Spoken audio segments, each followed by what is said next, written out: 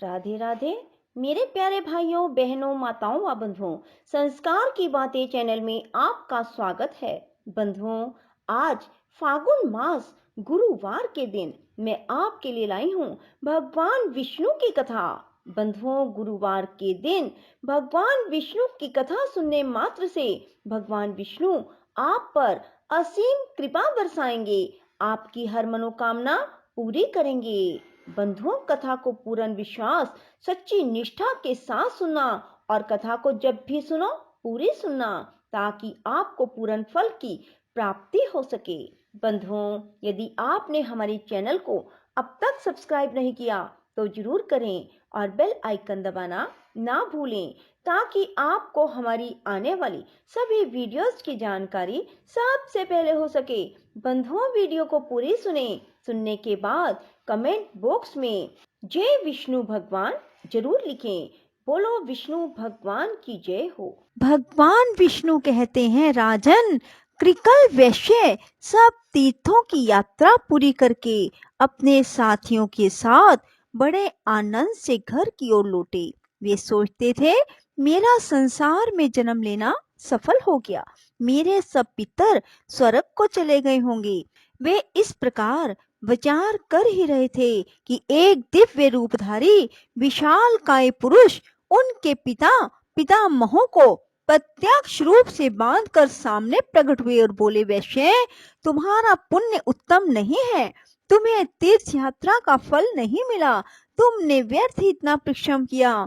यह सुनकर कृकल वैश्य दुख से पीड़ित हो गए। उन्होंने पूछा, आप कौन हैं जो ऐसी बात कह रहे हैं? मेरे पितामह क्यों बांधे गए हैं? मुझे तीर्थ का फल क्यों नहीं मिला?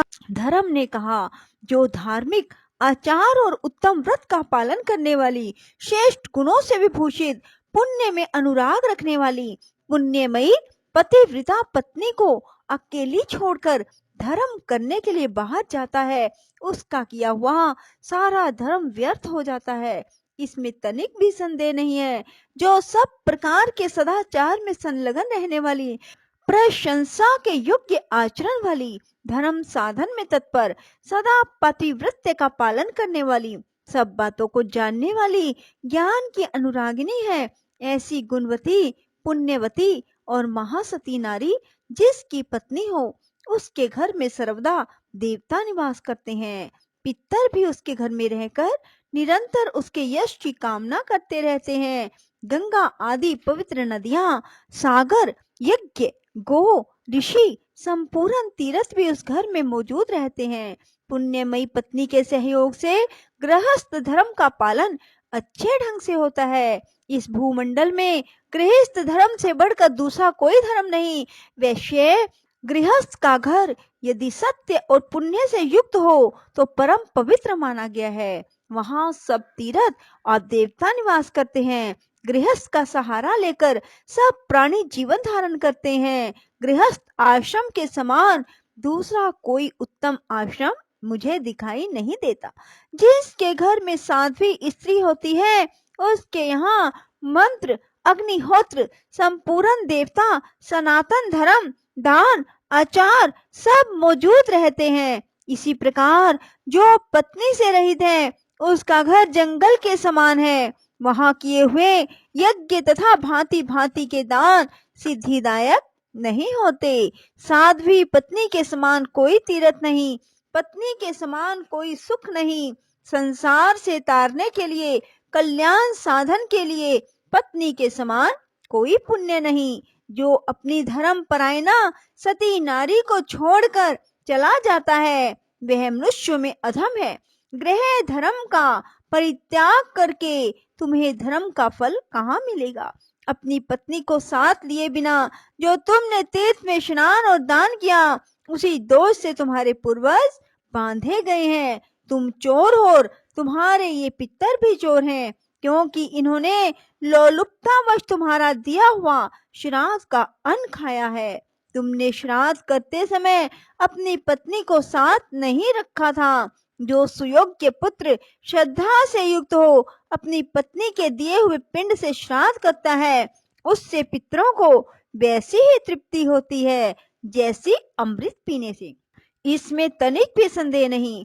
पत्नी ही गृहस्थ धर्म की स्वामिनी है। उसके बिना ही जो तुमने शुभ कर्मों का अनुष्ठान किया है, यह स्पष्ट ही तुम्हारी चोरी है। जब पत्नी अपने हाथ से अन्न तैयार करके देती है तो वह अमृत के समान मधुर होता है। उसी अन्न को पितर प्रसन्न होकर भोजन करते हैं और उसी से उन्हें विशेष संतोष और तृप्ति होती है। पत्नी के बिना जो धर्म किया जाता है वह निष्फल होता है। कृकल ने पूछा, धर्म, अब कैसे मुझे सिद्धि प्राप्त होगी और किस प्रकार मेरे पितरों को बंधन से छुटकारा मिलेगा? धर्म ने कहा, महाभाग, अपने घर जाओ। तुम्हारी धर्म परायण पुण्यवती पत्नी शुक्ला तुम्हारे बिना बहुत दुखी हो गई थी। उसे सांत्वना दो और उसी के हाथ से श्राद्ध करो। अपने घर पर ही पुण्य तीर्थों का स्मरण करते हुए तुम श्रेष्ठ देवताओं का पूजन करो। इससे तुम्हारी की हुई तीर्थ यात्रा सफल हो जाएगी। भगवान श्री विष्णु कहते हैं, राजन, यो कहकर धर्म जैसे आए थे वैसे ही लौट गए। परम बुद्धिमान कृकल भी अपने घर गए और पतिव्रता पत्नी को देखकर मन ही मन बहुत प्रसन्न हुए। शुक्ला ने स्वामी को आया देख उनके शुभ आगमन के उपलक्ष्य में मांगलिक कार्य किए। इसके बाद धर्मात्मा वैश्य ने धर्म की सारी चेष्टा बतलाई। स्वामी के आनंददायक वचन सुनकर महाभागा शुक्ला को बड़ा हर्ष हुआ।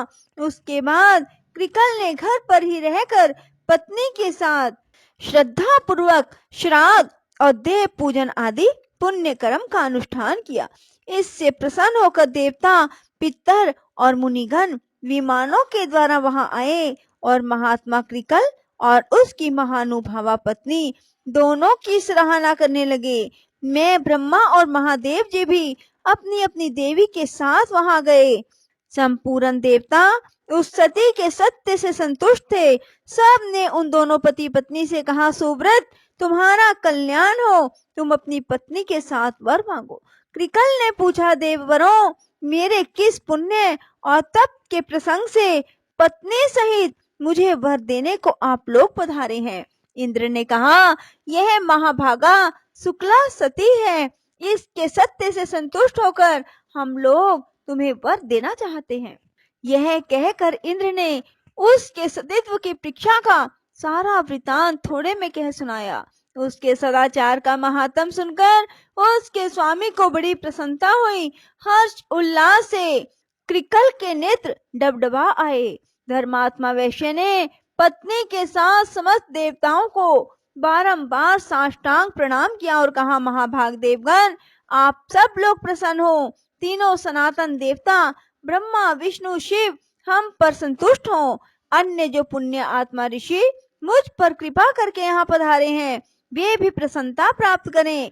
मैं सदा भगवान की भक्ति करता रहूं। आप लोगों की कृपा से धर्म तथा सत्य में मेरा निरंतर अनुराग बना रहे। इसके बाद अंत में पत्नी और पितर के साथ मैं भगवान श्री विष्णु के धाम में जाना चाहता हूँ। देवता बोले, महाभाग एवं अस्तु, यह सब कुछ तुम्हें प्राप्त होगा।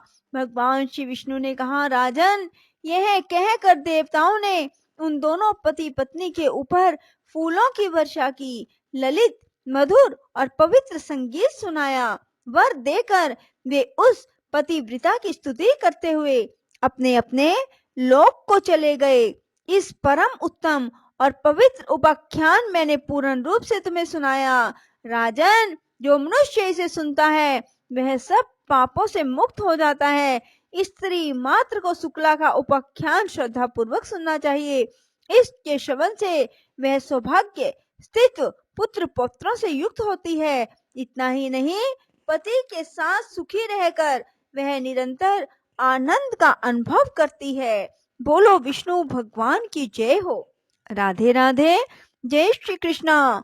बंधुओं, यदि आपको हमारी वीडियो पसंद आए तो इसे लाइक करें और शेयर भी जरूर करें। धन्यवाद।